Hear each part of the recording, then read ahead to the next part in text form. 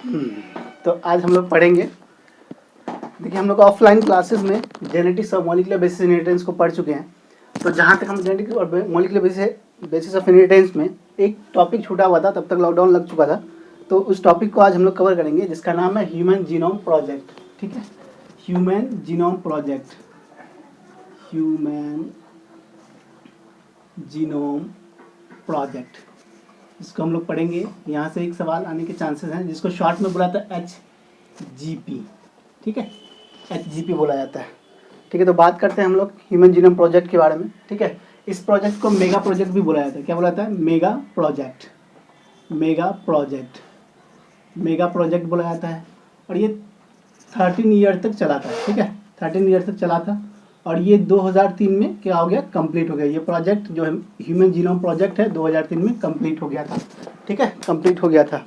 आगे हम लोग बात करेंगे साइलेंट फीचर के बारे में। किसका? HGP का साइलेंट फीचर के बारे में। देखते हैं क्या क्या है silent feature of human genome project. ठीक है, हेडिंग देंगे हम लोग silent feature, silent feature, feature of HGP। ठीक है, साइलेंट फीचर ऑफ HGP। ठीक है, इसको हम लोग पढ़ेंगे, देखेंगे। सबसे पहली बात हम लोग एक कुछ इस टॉपिक में आपको डाटा बहुत मिलेंगे जो आपको याद रखना है। ठीक है, डाटा में जैसे कि क्या कहते हैं कि अब एक सेल में कितने जीन पाया जाता है, ह्यूमन के बॉडी के एक सेल में कितने जीन पाया जाता है, उसकी बात करेंगे। ठीक है, तो पहला पॉइंट लिखेंगे हम लोग, in human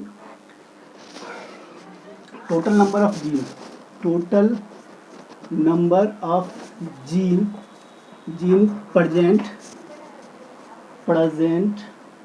in human cell. ठीक है, ह्यूमन सेल कितना? इसका आंसर जाएगा 30,000। ठीक है, तो ये डाटा याद रखना है कि ह्यूमन के एक सेल में 30,000 जीन प्रेजेंट होते हैं। दूसरा बात करें तो एवरेज साइज ऑफ जीन क्या होता है? देखिए, average size of gene, size of gene, जो एवरेज साइज ऑफ जीन है 3000 बेस पेयर का बना होता है। कितने का? 3000 बेस का। ठीक है, तो ये डाटा से आपको याद रखते हैं। 3000 बेस आपको देखने को मिलेगा। ठीक है, 3000 बेसिस देखने को मिलेगा। अब अगर हम लोग कुछ बात करें तो लार्जेस्ट जीन कहाँ पाया जाएगा उसकी बात करेंगे। ठीक है, देखिए सबसे पहले देखिए लार्जेस्ट जीन कहाँ पाया जाता है। लार्जेस्ट जीन कहाँ देखने को मिलेगा आपको? देखिए, लार्जेस्ट जीन देखने को मिलेगा आपको एक्स क्रोमोसोम पे। ठीक है, एक्स क्रोमोसोम पे लार्जेस्ट जीन ऑफ, इसका क्या आंसर जाएगा? जीन ऑफ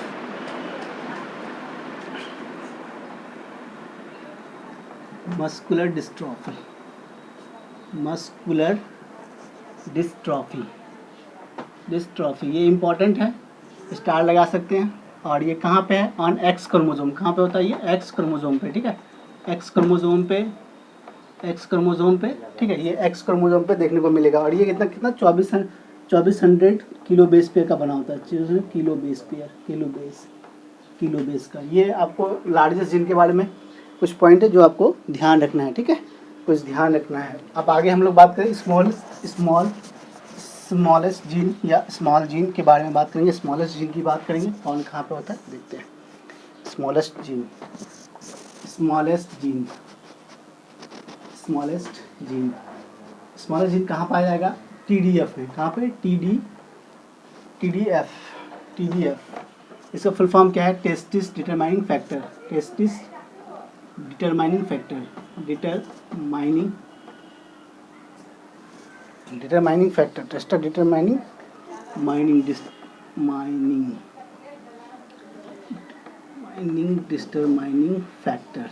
ठीक है, फुल फॉर्म ये है। और ये कहाँ देखने को मिलेगा आपको? ये आपको वाई क्रोमोसोम पे देखने को मिलेगा। कहाँ पे देखने को मिलेगा? वाई क्रोमोसोम पे देखने को मिलेगा। ठीक है, और इसका लास्ट पॉइंट की बात करें तो ये केवल 14 बेस पेयर का बना होता है। 14 बेस पेयर का बना होता है।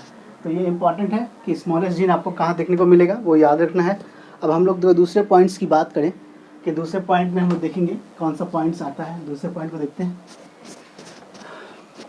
तो पहला माने तो इसको दूसरा अगर माने तो अब हम लोग एक जीन की बात करेंगे, DNA की बात करेंगे कि एक DNA क्या होता है? डबल स्ट्रैंडेड DNA होता है। और ये क्या होता है ना कि मतलब कुछ पार्ट इसका कहलाता है 98% पार्ट क्या कहलाता है इसका? इंट्रोन कहलाता है। और 2% पार्ट एक्सॉन कहलाता है। जो मतलब नॉन कोडिंग होता है उसको इंट्रोन कहते हैं, जो कोड करता है उसको एक्सोन कहते हैं। ठीक है, तो इसको वर्ड्स में लिख लें तो देखेंगे ये क्या है, अपना डीएनए है। अपना डीएनए उसके अब एक डीएनए में क्या होता है ना कि 98% पार्ट क्या होता है, 98% पार्ट ऑफ डीएनए ये क्या करता है, नॉन कोडिंग होता है, मतलब किसी चीज़ को कोड नहीं करता, नॉन कोडिंग। ठीक है, नॉन कोडिंग होता है, जिसको हम लोग क्या कहते हैं, इंट्रोन कहते हैं। ये टर्म इंपॉर्टेंट है, ध्यान रखेंगे। और 2% पार्ट डीएनए का 2% पार्ट क्या होता है, पार्ट ऑफ डीएनए ये कोडिंग रहता है, किसी से कोड करता है। ठीक है, कोडिंग, इसको क्या बोलते हैं हम लोग, एक्सोन। देखिए कोई भी ऐसा डीएनए जो इंट्रोन और एक्सोन से रेगुलर इंटरवल में बना हो उसको हम लोग बोलते हैं स्प्लिट जीन। क्या बोला जाता है उसको, स्प्लिट जीन। देखिए जैसे कि मान लेते हैं कि स्प्लिट जीन कैसा होता है ना, एक डीएनए है, उसका कुछ पार्ट क्या है, ये एक मतलब इंट्रोन है, कुछ पार्ट इंट्रोन है, कुछ पार्ट उसका एक्सोन है। ठीक है, फिर कुछ इंट्रोन है। तो ऐसे डीएनए को हम लोग क्या बोलेंगे, स्प्लिट जीन। क्या बोला था इसको, स्प्लिट जीन। ठीक है, स्प्लिट जीन। और स्प्लिट जीन किसका कैरेक्टरिस्टिक होता है, कैरेक्टरिस्टिक ऑफ यूकैरियोटिक सेल है। ये किसका है, कैरेक्टरिस्टिक ऑफ यूकैरियोटिक सेल। कौन सा सेल, यूकैरियोटिक सेल। ठीक है, ये जो स्प्लिट जीन है ये किसका कैरेक्टरिस्टिक है, ये कैरेक्टरिस्टिक है आपका क्या बोलते हैं, यूकैरियोटिक सेल का। अब आगे बात करेंगे तीसरे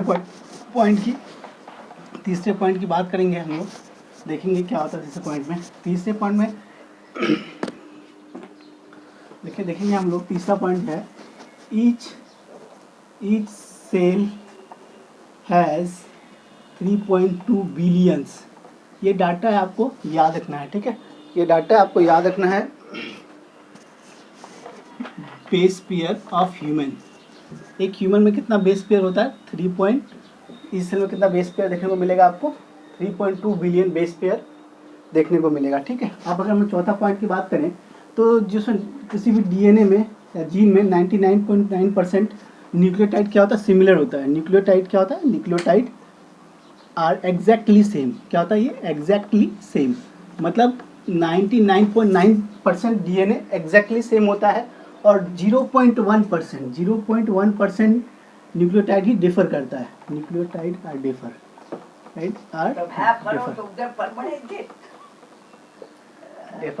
ठीक है, न्यूक्लियोटाइड आर डिफर।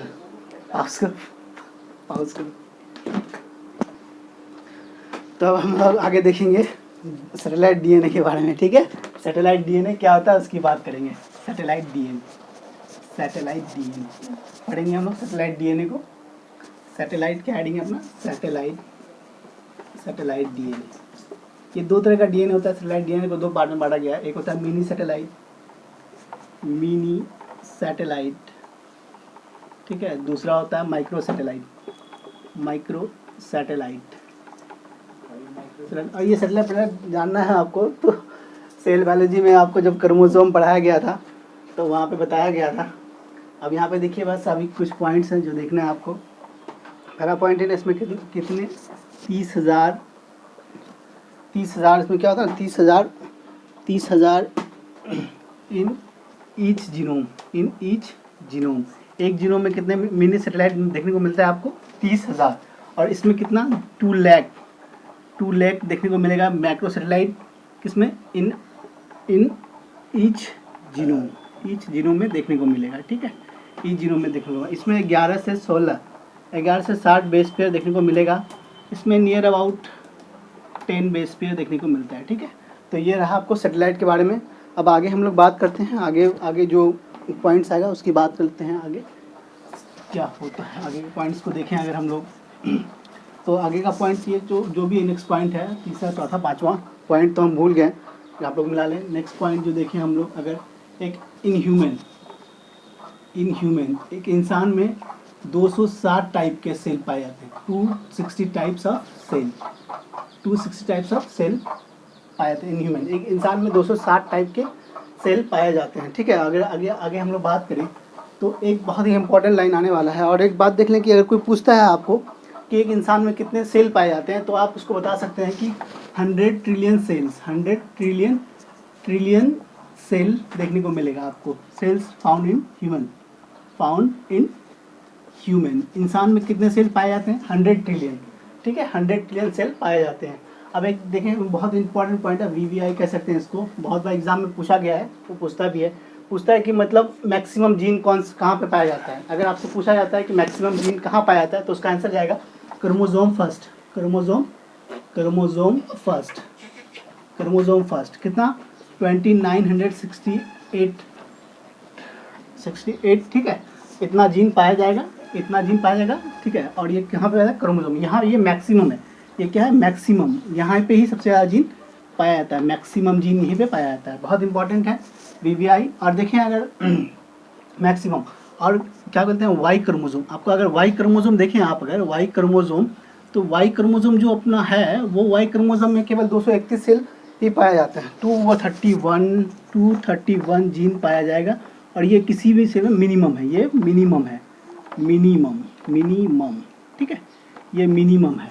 तो ये दोनों बहुत ही इंपॉर्टेंट है, ये दोनों को आपको ध्यान में रखना है कि सबसे ज़्यादा जीन कहाँ पाया जाएगा? क्रोमोजोम फर्स्ट में, और सबसे कम जीन कहाँ पाया जाएगा? वाई क्रोमोजोम में। और डाटा आपको याद नहीं भी रखें तो चलेगा, डाटा नहीं पूछता है, बस मैक्सिमम और मिनिमम पूछता है। तो एक आइडिया के लिए आपको डाटा दिया गया है 2968 एंड 231। तो ये थोड़ा बहुत कभी पूछ ले तो स्टेटमेंट के साथ पूछा है कितना जीन पाया था, लेकिन अदरवाइज नीट में बहुत कम चांसेस है। आगे बात करें अगर हम लोग, तो अब हम लोग बात करेंगे हम लोग किसके बारे में? जीनोम के बारे में। होता क्या है जीनोम, उसकी बात करें। ठीक है, जीनोम देखते हैं, जीनोम क्या होता है।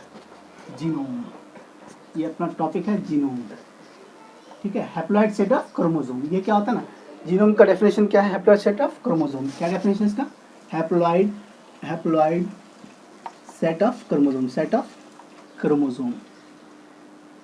Haploid set of chromosome. ठीक है, हैप्लॉइड सेट ऑफ क्रोमोसोम देख लेते हैं एक बार। जैसे इंसान, ह्यूमन में क्या होता है? 46, एक सेल में कितना? 46 होता है क्रोमोसोम। मान लेते हैं ये अपना कंडीशन, तो ये क्या होगा कि ये अपना सेग्रीगेट करेगा। ठीक है, सेग्रीगेट या मतलब गैमेट बनाएगा। देखिए कैसे बनेगा? 22 + x एक ये बनेगा, और 22 + x एक ये बनेगा। ठीक है, तो देखें एक मतलब क्रोमोसोम भी दो तरह के होते हैं, एक ऑटोसोमल क्रोमोसोम और एक sex chromosome.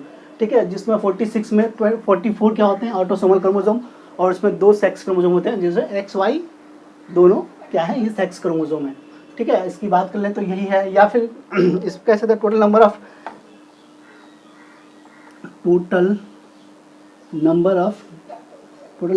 Gene in gametes, इसको भी हम लोग क्या बोलेंगे? गैमेट्स क्या बोलेंगे हम लोग? जीनोम। ठीक है, तो बात खत्म हो गया, यहाँ पे बात खत्म हो गया। और क्या कहते हैं कि तो ये हो अपना जीनोम। आप थोड़ा बात हम लोग बात करें जीनोमिक्स के बारे में। ठीक है, जीनोमिक्स देखेंगे, जीनोमिक्स क्या होता है? जीनोमिक्स अपना हेडिंग है क्या? जीनोमिक्स देखते हैं क्या होता है जीनोमिक्स। स्टडी ऑफ, ये क्या है? Study of function and structure of gene.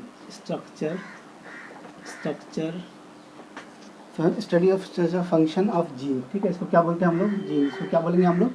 बोलेंगे जीनोमिक्स। ठीक है, जीनोमिक्स। ये डेफिनेशन थोड़ा ध्यान रखना है, कभी कभी डेफिनेशन ही पूछ लेता है नीट में, तो आप लोग ध्यान रखेंगे। ठीक है, आगे हम लोग थोड़ा सा और इम्पोर्टेंट जो भी है, ये भी इम्पोर्टेंट है, आपको डाटा याद रखना है।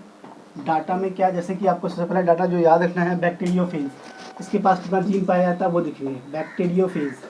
ठीक है, बैक्टीरियोफेज क्या होता है? एक ऐसा वायरस जो बैक्टीरिया को इन्फेक्ट करता है, उसको हम लोग क्या बोलते हैं? बैक्टीरियोफेज। ठीक है, इसमें 100 जीन देखने को मिलेगा आपको। ठीक है, इसमें कितना जीन देखने को मिलेगा? 100 जीन आपको देखने को मिलेगा। ठीक है, 100 जीन देखने को मिल जाएगा आपको।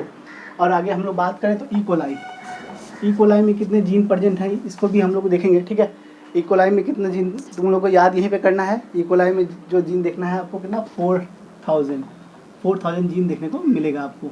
अगर हम लोग बात करें ड्रोसोफिला की, ड्रोसोफिला, ठीक है, इसमें कितना जीन पाया जाता है वो अगर हम देखें कि कितना जीन पाया जाता है, तो उसमें है 13,000 जीन पाया जाता है। तो यहाँ पे आपका ह्यूमन जीनोम प्रोजेक्ट कंप्लीट होता है। और बाकी क्या बोलते हैं कि जेनेटिक्स और मॉलिक्यूलर बेसिस भी इस टॉपिक के साथ ऑफलाइन और ऑनलाइन क्लासेस में कंप्लीट हो रहा है। ठीक है।